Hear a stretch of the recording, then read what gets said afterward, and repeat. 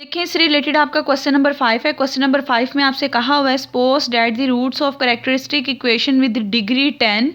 आपके पास कोई डिग्री 10 की इक्वेशन है, जितनी उसकी डिग्री होती है उतनी उसकी बच्चों रूट्स बन रही होती हैं। आपको बता दिया गया है कि आपके पास एक डिग्री 10 की इक्वेशन है, रूट्स कैलकुलेट करने की बजाय आपको खुद ही दी हुई है 1 1 1 1 -2 ये सारी रूट्स दी हुई हैं। आपने इसको जर्नल फॉर्म में लिखना है। जर्नल फॉर्म कौन सी फॉर्म? अभी जो मैंने आपको ये वाली an वाली फॉर्म बताई है k1 r1 की पावर n, आपने इसे इस फॉर्म में लिखना है।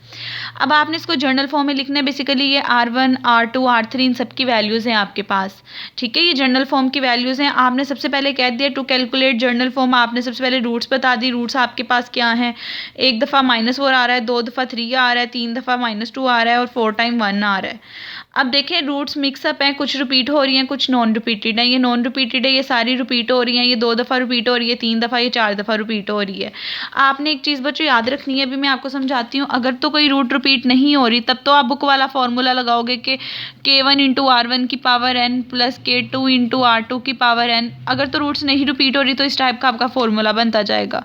लेकिन अगर कोई रूट रिपीट हो रही है, फॉर एग्जांपल r1 जो रूट है वो 2 दफ़ा आपके पास आ रही है, उसको लिखने का मेथड ये होगा first constant plus second constant into n, उसके साथ एक n मल्टीप्लाई कर देना है अगर वो 2 दफ़ा रिपीट हो रही है। यानी इकट्ठे 2 कांस्टेंट लिख देने हैं, बजाय इसके आप उसको सेपरेट सेपरेट लिखो।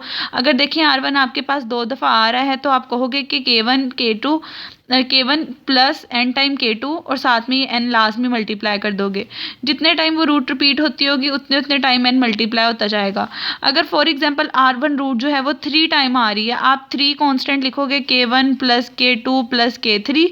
उसके बाद 1 बाय 1 n मल्टीप्लाई करते जाओगे। एक दफ़ा इसके साथ n मल्टीप्लाई करोगे, इसके साथ n का स्क्वायर।